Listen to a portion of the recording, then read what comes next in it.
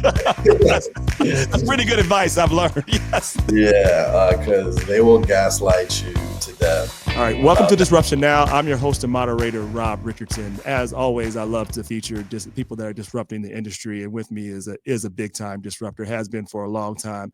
It's always been about empowering people who don't think sales is for them, sales or tech is for them, but showing people the way and empowering them. He's done it for a long time. He's got his podcast, which is it's a dope name of a podcast, Big Tech Energy. He's also the VP of Strategy and Sales for Right C, which is an AI company that actually helps people get into careers, launch their careers, and gives them kind of career advice as well. So it fits very perfectly with what Jarrett's really been doing his entire life, disrupting the narrative by providing opportunities for all to enter into tech. Jarrett, it's an honor to have you on the show. Hey, man, I appreciate you for having me. Yeah, man, it's good to have you on. Yeah, I appreciate the introduction. And excited to get into, my career, any advice that might be helpful for other people, and, just talk about what we're doing in the AI space as well. Absolutely. So I want to get a little bit of understanding of kind of like how you got into this. So when did you realize that essentially entrepreneurship and empowering people was what you wanted to do with your life? Because that's clearly your passion. Yeah, I would say around the time once I started getting really comfortable as like a leader within my tech companies, and just kind of realizing like, okay, I have, for lack of a better term, made it, like consistently making certain amount of money, consistently be able to afford a certain lifestyle. I just wanted more people that looked like me and you in these spaces that I was in, Right. enjoying enterprise software sales. It's an incredible career to have. There's a lot of money in it. There's a lot of job opportunities there. So I would say during the pandemic. That's a lot of people made a lot of transitions during the pandemic. Like, tell me about how the pandemic was, the transition for the moment when you knew that you wanted to be, that your life was going to be about empowering people and pursuing entrepreneurship. Yeah, so it was kind of just like right place, right time. So a friend of mine was early on this social audio app called Clubhouse. And she was like, hey, there's some really like dynamic conversations. It's invite only. Would you like an invite? I was like, sure. And so when I got into the app, I really wasn't thinking about being on stages, talking about myself or talking about different topics. I was just really there just to be a fly on the wall. But one day in December, it was December 9th, actually, I ran into this room. It was called a club called Blacks in Technology. And I saw hundreds of Black people in that space talking about software engineering and data science and, all different types of opportunities in tech. But I didn't hear anybody talking about enterprise software sales. And I was like, you know what, this is a great opportunity to expose some people to another place that you can do really well in tech that doesn't require you to be technical. So I came on stage, shared a little bit about my career, how to break in, what it looks like, what transferable skills make sense. And I looked down on my phone and I saw hundreds of people had followed me off of just this quick conversation. And then I looked on my Instagram and my LinkedIn. I saw some messages about let's host a room the next day. So the long story short of it is I hosted a space with like 4 or 5 other people, and it just was organic. It was flowing. We had like 7 to 8 hours. We're just really just providing value, resources, and connecting people.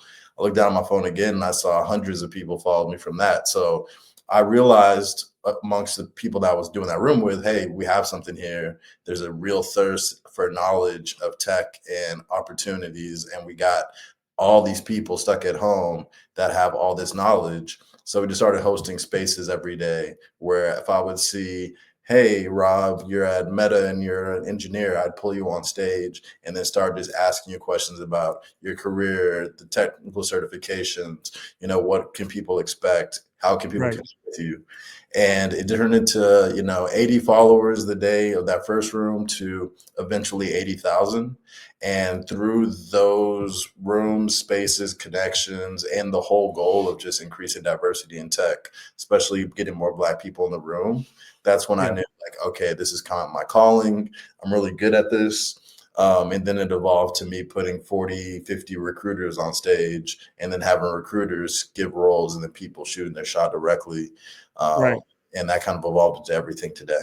Yeah. So it's, it feels as if one of the reasons that you resonated, because a lot of people talk about opening up opportunities in tech, right? But it feels like there's a underappreciation for the opportunity in tech sales, right? So if you had to say, like, one of the biggest misconceptions, if you had to just say, what is the thing people get wrong most often when it comes to tech sales? It's really just they don't know what it even is. Like when I would say I was in tech sales, they'd always ask, "Oh, you work at Geek Squad for Best Buy." So there's a literal like thinking that you're selling like laptops or you're selling like physical technology, when in reality you're selling enterprise software solutions that cost millions of dollars.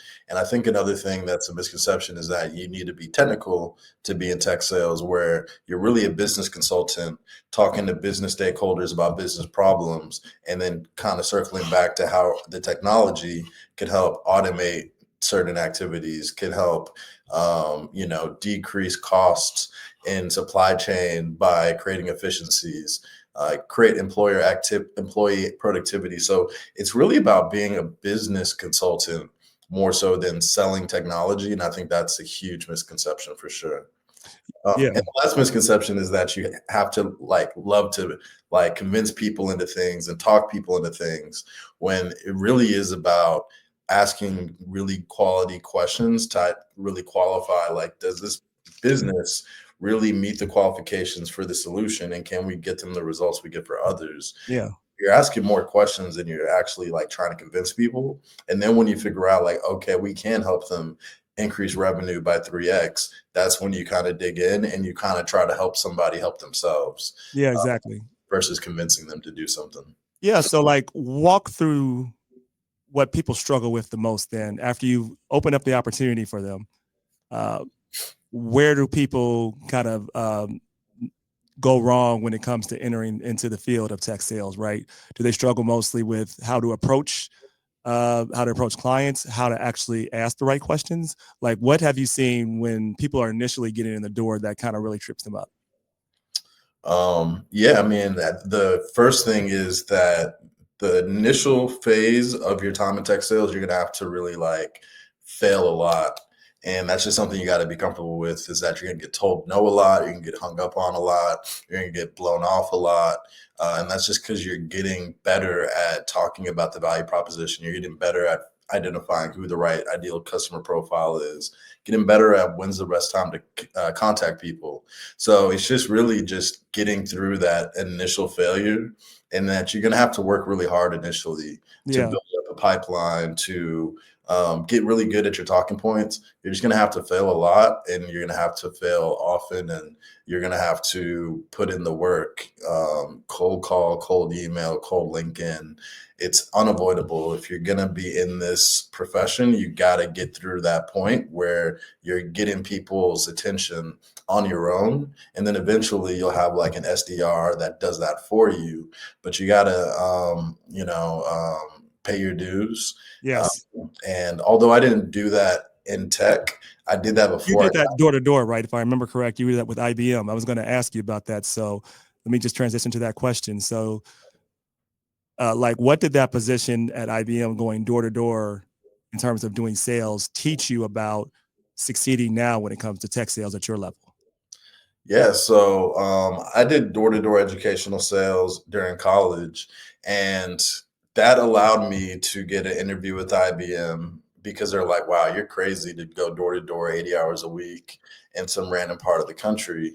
I did one summer in Kentucky, one summer in Minnesota. So my path wasn't necessarily the most, I guess, common, but um, once I got the interview for IBM, like I knew that if I could just get the job, I would crush it. And I just explained that to them very clearly, that, hey, the type of energy and effort that I did going door to door, if I have IBM's brand behind me and I have that same sort of energy, there's no reason why I shouldn't be outperforming your best reps. And they were like, wow, that's confidence. And then I Yeah. asked for the role at the end, which was like unheard of. And that was something that my manager, not my manager, one of my mentors told me to do. Is like, yeah, you got nothing to lose. You're 23 years old. You're going to get Exactly. some PA hires. Ask for Those mouths don't get fed. Yeah, exactly. Yeah, I think you say it this way, like asking boldly can change your life, right? So like, how do you give that advice to people? Like I try to say it because I'm bold by nature, right? Because it doesn't bother me. Some people are, you know, don't think that they should do that maybe they're being rude. Like how do you get over that like kind of imposter type of syndrome that some have, particularly in our community? Like how do you approach them when you tell them to, about asking boldly, like when people seem hesitant? Yeah, I mean, I just say like the worst that they're gonna say is no. They probably won't get to a no because you take that approach. Especially in sales, I would just say this: like for sales in particular, you will always be rewarded for being bold, for asking for the order, and they'll always respect that. So in a sales interview, I don't think there's much of a risk. But when it comes to just in general, like you said, closed mouths don't get fed. A no is one step closer to the next yes. So don't be afraid of getting that no, because it might not have been the right opportunity for you. But to stand out, you have to be somebody that'll ask for it. And if they, have an objection, you have to be comfortable with clarifying, okay, what is the struggle or the disconnect, to see if there's a way that you can maybe connect the dots. But Yeah, I just say you don't get what you don't ask for, so ask for it, or absolutely. no, and then take it from there. My advice with sales and really with life is about the three P's. The first one is persistence, right? I can't tell you how many times I've got a usually a not even a no, just a non-answer, or just sometimes ignoring for long periods of time. I've tried to explain this to some junior associates too. They said, but nobody responded after the second time. I said, they don't count until you try 15 times, right? So like, and it looked like, well, what do you mean? If they're not responding, they got to be immediate. I said, no. I said, and generally, you can't take it personal. So, like, the first is persistence. The second is patience. On top of that, right? That's kind of the balance with this, right? Because you can do something, and you're not seeing those immediate results month one, month two, month six, sometimes, right? With some things, these have long cycles, but you got to have patience to figure out like how you navigate that while you're being persistent. And then the third is to sometimes pivot in what type of client you're talking to, how you're approaching the client, when you're approaching the client, learning to pivot about how you actually do your sales pitch. I'm just now learning, honestly, because I had both the art and the science, but I just kind of had it instinctively, but not really the uh, um, I had more of the art than the pure science of it, I should say. So I didn't perfect the process part, which now I'm learning to do, which is just as important to do as well. So like it's the balance between all those things. But getting back to you though, so you've talked about your transition. You were in sales. You were door to door education. Then you went to IBM, using that experience, and that experience, I believe, probably taught you some grit. Right? When you talk about having non-traditional backgrounds, people don't understand that a lot of the things that make you successful in any type of sales, you can do in tech as well. So I want to actually get into some of your strategy. So you say you have a line that says you talk about relationships are more important than technology. So what are the three most important things when it comes to building valuable long-term relationships? The first is to lead with value.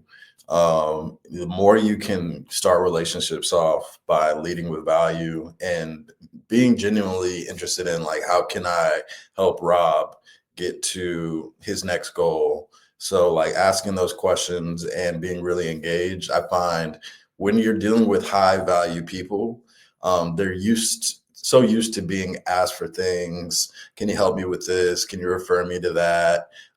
Can you be my mentor? Can I pick your brain? You will be a breath of fresh air if you're like, hey, I really love all the things that you're working on. Is there anything that I can do to help support something that's like really important to you right now? So like that kind of energy, just in general, helps relationships. But Absolutely. to get like those high value relationships, like do that authentically. I would say number two is to follow through on everything you say. Mm, I'm all about under promising and over delivering. And if you're somebody that consistently does that in every part of the relationship, you are somebody that's going to be trusted, and you're going to be somebody that they go to first, because they also have self interest. And the self interest is, if I connect them to Jarrett, he always over delivers. They're going to see me as somebody that brings value as well. So you want to absolutely. be an asset, but always over delivering on everything you say. Right. Which is important to measure what you say, right? And I've had to learn this, like, because you can be wanting to satisfy your client and say, we're going to do all of these things. And you want to, but it's better, like you said, to under promise and over deliver, because once you set a level of expectations, those are the expectations. And I think that's one of those things that I had to learn in sales. Like, you feel pressure because the client obviously has their own interest too, right? They want to get as much value for as little as possible. But often that doesn't work for them because you can't deliver what they expect at the price and at the time that they expect. So it's something that I think is a real tension for those who start off in sales, thinking that, okay, yes, you definitely want to add value, as you said, but you also want to make sure you're true to your word, and you got to measure that. So you said that. So lead with value. That was number one.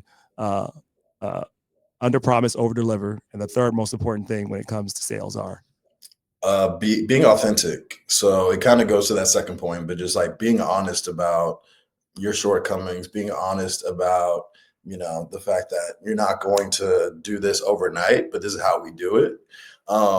And being okay with the fact that you will get told no if it doesn't deliver the things they expect. You right. should really be focused on, can it deliver it, period, and just be honest. And that's super key, because one, the transference of authenticity is important.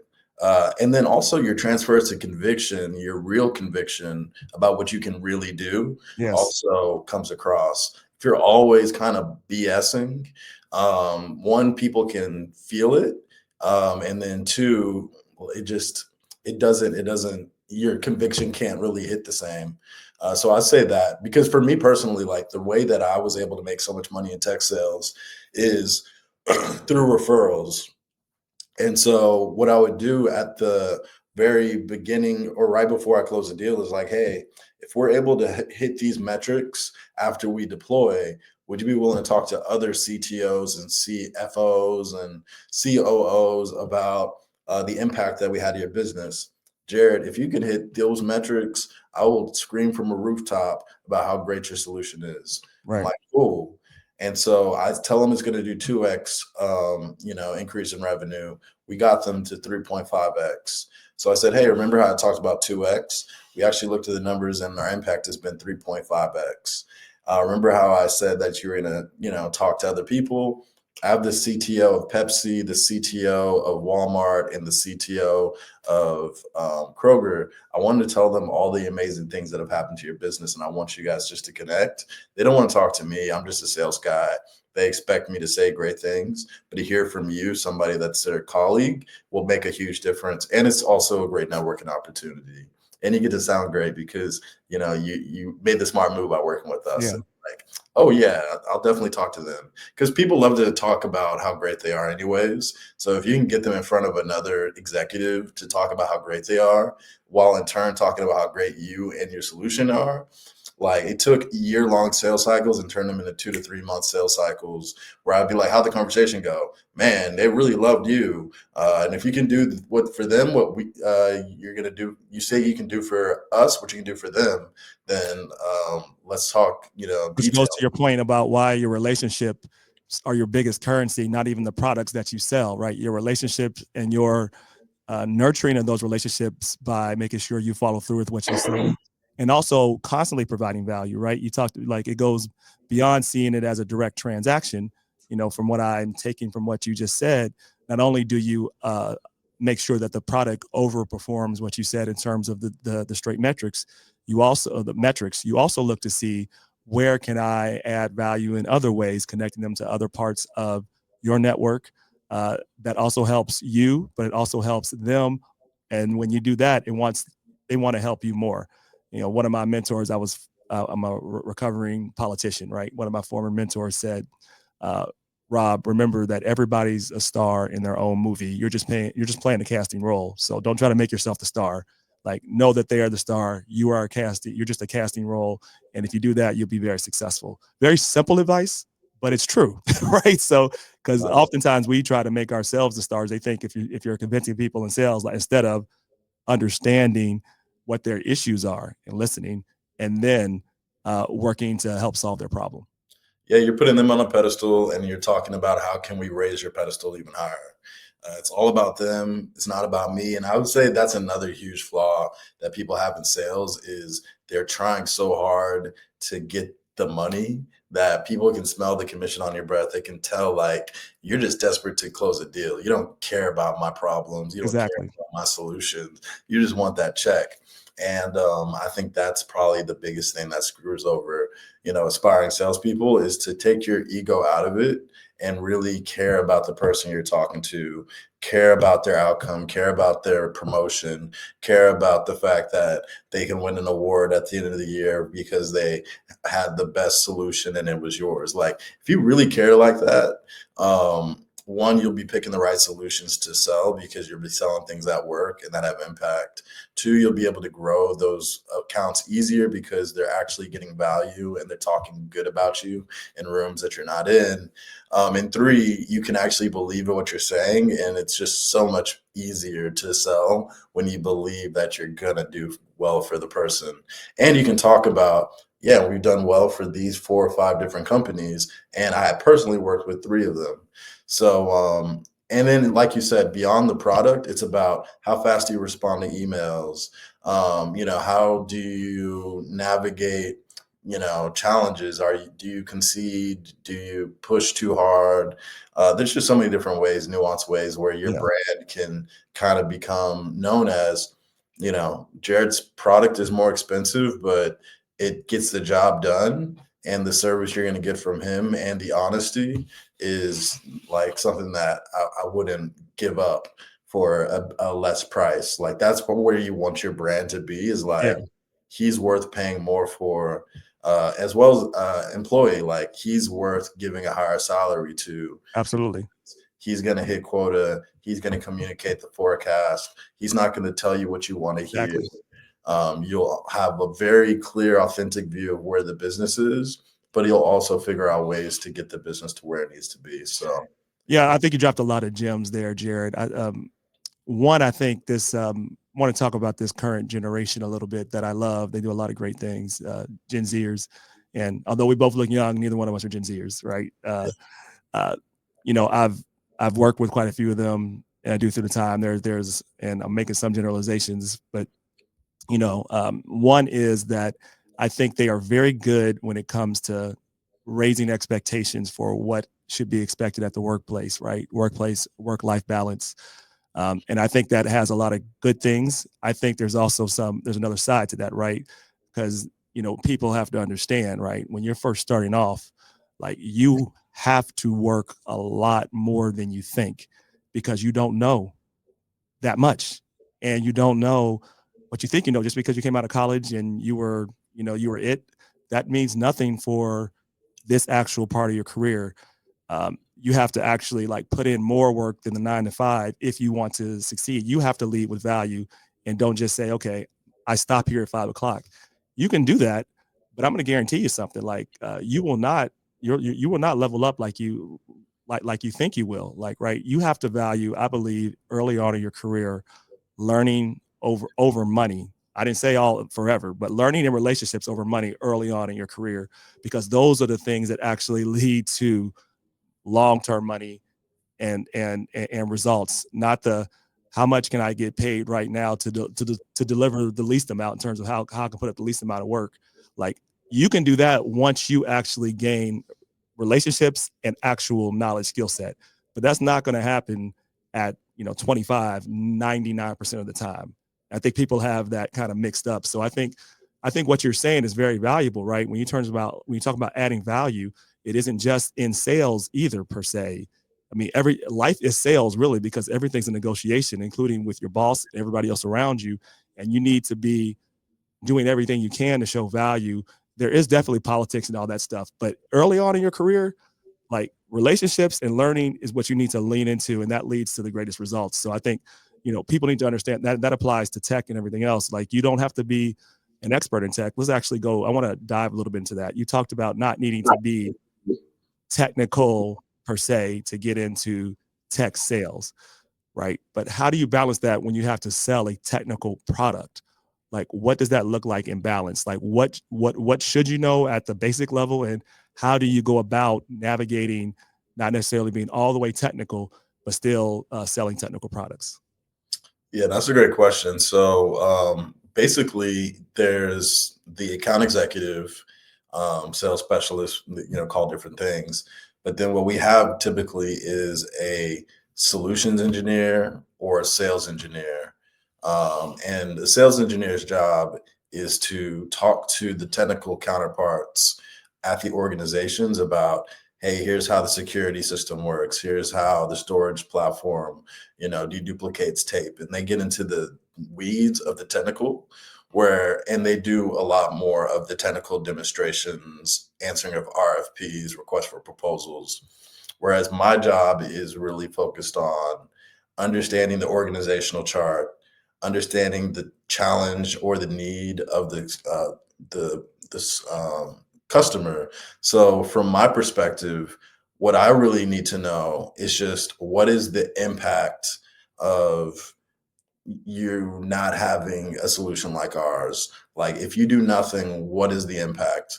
We're going to lose money. We're going to lose employees. We're going to potentially have a cyber attack. So I honestly only need to know like the problem that we're solving from a business perspective. And then what I need my solution engineer to do is reverse engineer how our technology achieves that business result. And so that's where like the IT team at the company is going to really like scrutinize, do you actually integrate with other systems? Do you have the security protocols to avoid XYZ? What's your uptime? Like, those questions I don't have to answer. I have a sales engineer answer those questions. And I'm really focused on like the business owners, just talking about, and that's where I have business owners talk to other business owners, because they're like, yeah, I don't know what the hell the technology does, but I can tell you what it did to my bottom line. And that's all I need to focus on, honestly. And then I need to focus on driving momentum, getting in front of the right stakeholders, making sure everybody's bought in, understand the procurement process, understand the technical review process, the legal process, the budget, the competition, who are we up against, and what are they saying about us, and what should we be saying about them, and how are they pricing, and what should we price. So I'm more of a quarterback, bringing in the right resources from my company to explain the things that I don't know. But ultimately, my goal is just to get the ball to the end zone. Right. So I don't need to know everything. I just need to know when to call in the right players to Right. get in front of the right players on their side. You don't need to know all of every single part of the process, but you need to have an overall kind of vision of the board. It feels like, when you're dealing with sales, to do it in a correct manner. So I want to transition to what you do at Right C, and particularly this kind of transitional moment, I think, of what's really happening within not only tech really, but the current disruption of careers, period, because of technology, right? There's been multiple studies that have shown that by 2030, 85% of the jobs in 2030 don't exist yet, right? Whether that's completely accurate or not, we do know that many jobs, in terms of how they function and what's to be expected of you, is changing, right? So with Right C, you obviously help. You guys are helping people get into careers and be prepared, using AI. So before we get into the technical product and what it does, I want to just really talk about how you feel at this moment. Like, what are the most important skill sets one needs to have to be successful, not only in tech, but really in most positions, given the nature of AI and this emerging technology? What would you say is the most important one or two skill sets you need to be successful? Yeah, I mean, I would say for AI, it's prompt engineering and just constantly understanding, the different ways you can nuance the type of inputs and requests you put into ChatGPT or Google Gemini or Anthropic or Claude, and just understanding what the outputs could look like. And also just doing like a top 10 of like, what are the things I spend the most time on that bring me the most impact? And then identifying AI tools that can help you do it faster, more accurately, or more organized, or more effectively. And it's just really just like analyzing the things that you do that make you successful and how can you implement AI into those different platforms or those different activities. And just being really curious with AI, I think that's just a super important skill set. And then, yeah, Yeah. there's other things, but I would just say like really diving deep into the fact that there's not just ChatGPT, there's hundreds of thousands of AI platforms that can do some amazing things. Yes. So just identify like what do you really either struggle with from a time perspective, what are things you find are tedious, or what are the things that make you the most money, and then see how AI can help make those stronger. And then putting in the work, honestly, of Yeah. just learning it. Yeah, I completely agree. I talk to people about the real AI is artistic intelligence, really learning to understand that you are a creator, you are a visionary. How do you use this tool as a dance partner to help amplify what you do? But it's an important point that, I think you're making, but I want to make clearly that AI cannot completely replace authentic human thinking, right? And it can amplify it. It can reduce a lot of tedious tasks. But what I say is I think one of the most important skills to have is to be a critical thinker and be able to connect patterns. Because I think if you understand that, AI can help you become a master at so many things. And I break it down in three different phases. Like, number one, what are you really, really good at? What are the one or two things that you're absolutely excellent at? You need to go hard to use AI to amplify that, because then you can go from that and being in the top 0.01% if you're really thoughtful about that. But you got to think about what you're good at and then the process for how you will amplify that, because AI won't tell you all of that. You have to think about that first. Number two, like, what are you medium skilled at, right? In the 40 or 50 percentile, but are still important skill sets. Whatever that is, you can do that and take yourself to the upper 10 or 5% using AI, especially right now, because still a lot of people aren't using it. Then number three, to your point, what are you not good at, right? And you need to use AI to help solve those pain points. I'll give one example about something that, I'm a person that, even though I'm an electrical engineer, like, processes is something that I've had to just get better at, but I've learned to understand how to at least frame processes, think about processes, obviously not only being an engineer, but thinking about the processes I want to solve. Like, I had to learn about process ontology. Like, that's just something I had to understand the basic terms. It didn't take me a long time. But like, once I understood that, I can then begin to come up with my own kind of instruction using ChatGPT. That every single time I have a sale call, I use Otter, or I use Gemini, whatever I'm using. I take that, I have a process for the type of questions I need to ask that needs to come out of that, and to know what has to happen. And then it gives me my recap, making my deck proposals time that normally would have taken hours probably take 5 minutes, right? Right. Same thing for my prep for my research. I didn't always love doing the prep for the research. I got a process for how I do it every single time. And I got a GPT that would normally take a long time to find this, to really cut that down. So I think it's really understanding, like I said, how to think in patterns, what you authentically are good at, and where you struggle, and then you need to come up with basic kind of thoughts about how you would do it, and then continually nuance and dance with the algorithm. It's not going to be one answer, it's not going to be two, but once you go through that process, it's going to save you an infinite amount of time, right? I just think there's so much there, which is part of what Right C is doing with your career. Let's talk a little bit about that. You're the VP of Sales and Strategy there. So what is Right C doing, and how is it helping people in their careers right now as they transition through this moment in time? Yeah, so right now the job market is extremely tough. It's extremely competitive. And so what RightC is doing with our platform, Job Search Genius, is giving job seekers a 24/7 on-demand kind of like AI career assistant to help with all the activities that are important in your job search. So resumes, cover letters, preparing for interviews, managing the people in your network that can give you referrals or opportunities, managing the jobs that you're applying to, and then also helping with your negotiation of your salary and benefits. We have an end-to-end AI platform where people can put in their resume and update the templates, update the bullets with AI rewrites that'll also ask probing questions that if you answer them with authentically, will give you some really dynamic bullets that'll help you compete against everybody else that's using ChatGPT or something else, right? And then cover letters can take like a seriously long time because By the way, let's stick on that point a little bit, because people will ask, well, why don't I just use Chat GPT, right? Why should I pay or be a part of a platform like Right C when I can just use Chat GPT from their perspective to do the same thing? What would be your answer to that? Yeah, I mean, so ChatGPT, number one, the outputs are very robotic. Ours are a lot more human sounding. But two, our platform is a combination of, Meta's Llama, OpenAI, Llama's, open source AI, and our own learning language model that's focused specifically on these activities.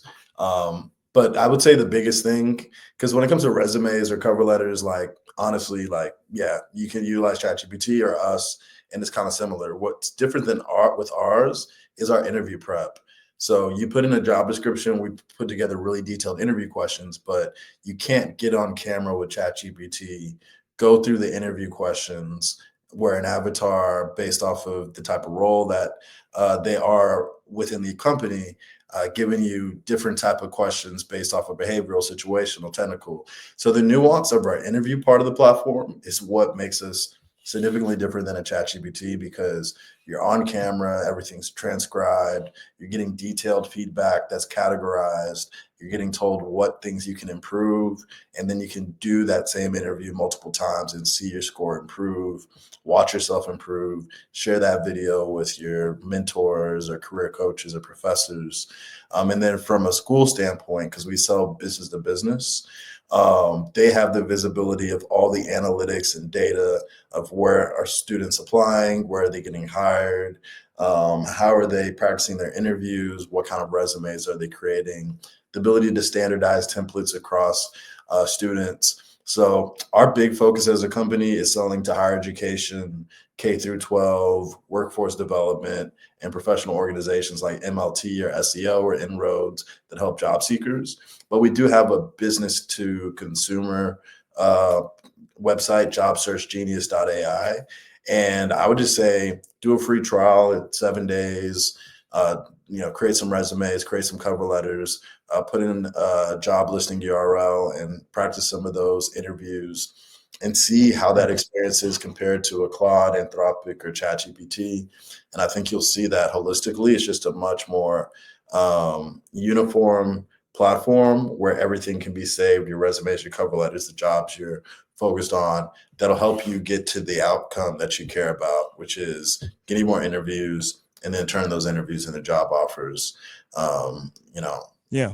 Comparing both, you're going to get a job way quicker with our platform. Yeah, Jarrett, I would say, when people think about AI and LLMs, large language models, those are just the data set that trains behind all of the generative AI, because, AI gets thrown out. There's a lot of different AIs. I'm just going to say that it's, they're like a child that never grows up. So it's not going to be able to give you all the best answers for what you need to do on an interview, because you need to know some of the background questions and things that have happened over the years, and you need to be able to ask those things. And Jared, through his experience and the company, have built in those really type of inputs, so it's already trained the child to be really, really good at this, right?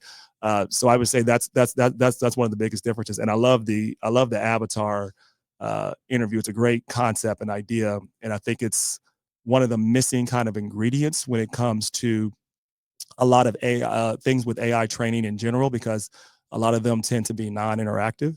And the fact that you guys have seen that is really, I think, revolutionary, and definitely excited to see the progress with that. And I want to say that we're proud to have you as a partner with Midwest Con. We have a Midwest Con is coming up September 10th and 11th, and we're going to be working with Jarrett and Right See some too. And so before we get ready to conclude with some other questions, I'd love to just hear, like, what are you most excited about coming to Midwest Con this year, 2025? You've muted your mic, bro. Yeah, sorry about that. I'm really just excited about being around like-minded people that are disruptive in the AI space. There's so much I can learn from being in these type of rooms, not even just from the speakers or the sponsors, but just from the attendees.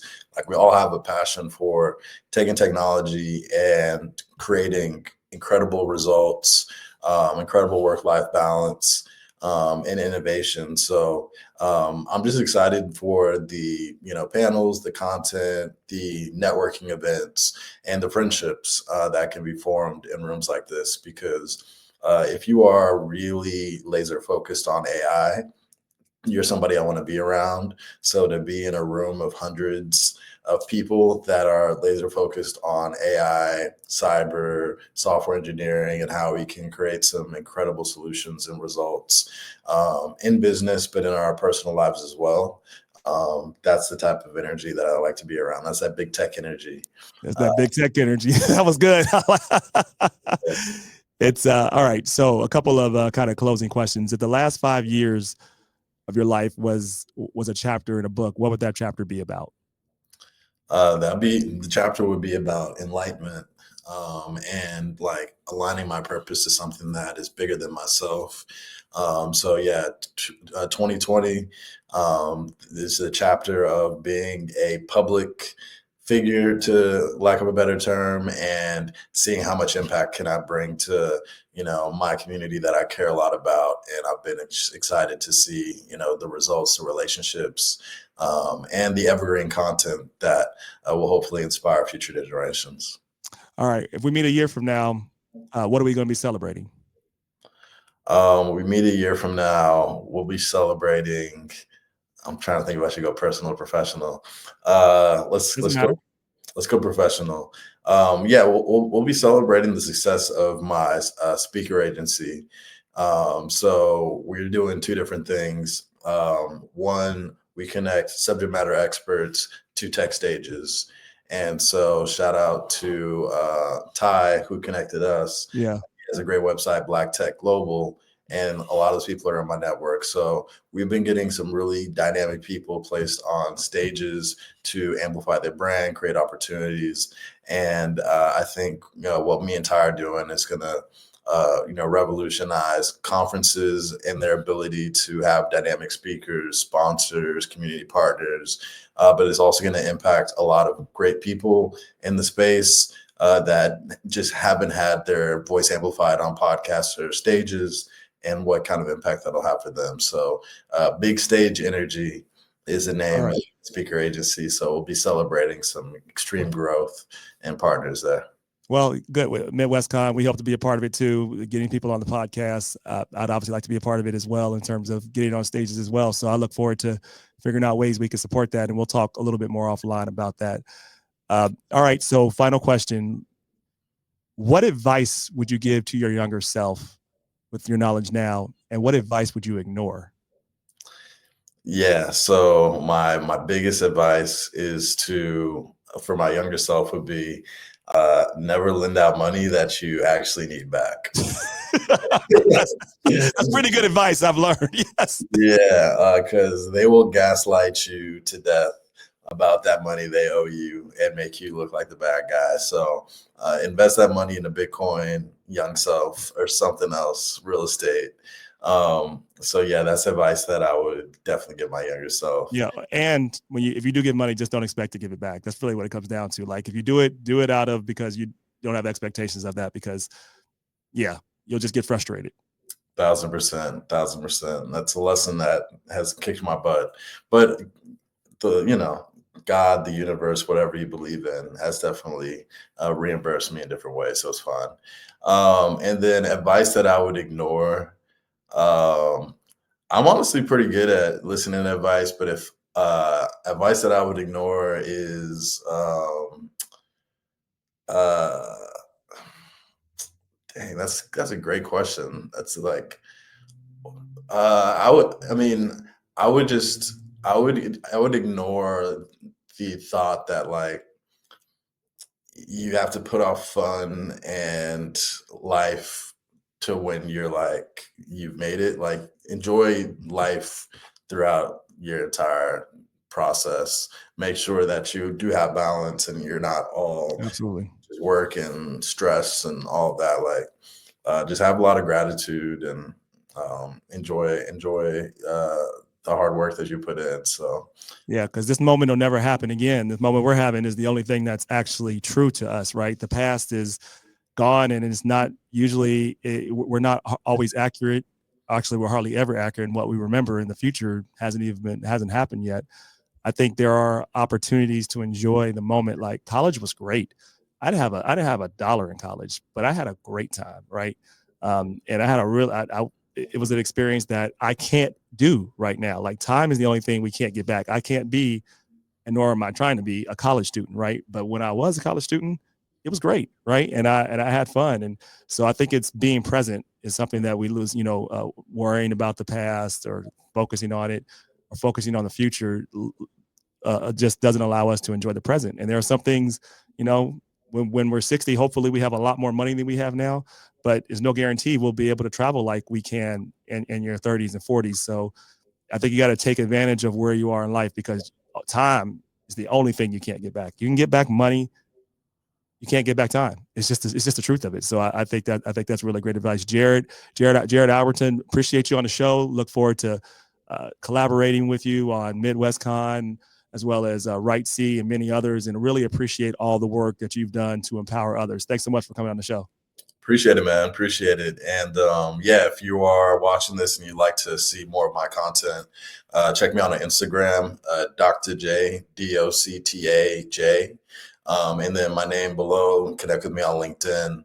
And then YouTube, check out my podcast, Big Tech Energy, and make sure that you subscribe and you share and you comment on Disrupt Now, and make sure you're spreading this episode as well as his entire channel. And make sure you're at MidwestCon. Look forward to meeting you in person at that event. So I appreciate you having me. Thank you so much. All right.